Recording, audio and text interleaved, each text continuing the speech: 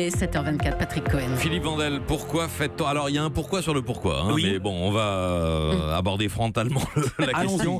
Pourquoi fête-t-on la Saint-Sylvestre alors qu'on a fêté Noël une semaine plus tôt? Et oui, pourquoi 2 réveillons à une semaine d'intervalle? C'est une fête très ancienne, la Saint-Sylvestre est très nouvelle, vous allez comprendre.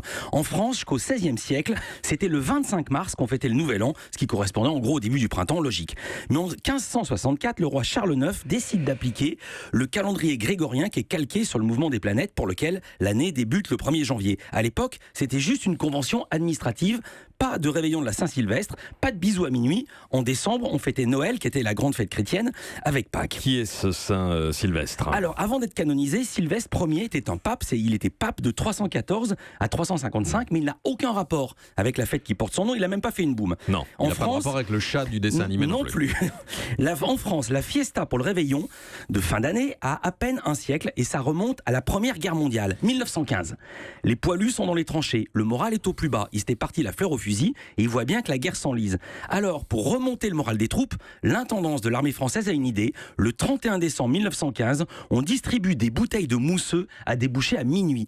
Une pour 4 soldats. Ça se passe sur le front de l'Est, autour de la Meuse, presque 1000 km. C'est là-bas que la distribution a lieu. Chaque soldat reçoit aussi 100 grammes de jambon, 75 grammes de confiture, une orange, 2 pommes, un cigare à 10 centimes et donc son quart de mousseux. Et cette fête a été maintenue et généralisée par l'état-major en 1916 et en 17 dans les tranchées. Et en 18, une fois la guerre finie, c'est les poilus qui ont rapporté cette tradition dans la vie civile. La Saint-Sylvestre moderne était née, en plus de Noël, avec la gueule de bois du 1er janvier. Voilà, vous avez compris, Julie. Avant, on ne fêtait pas le Nouvel An. Eh ben voilà.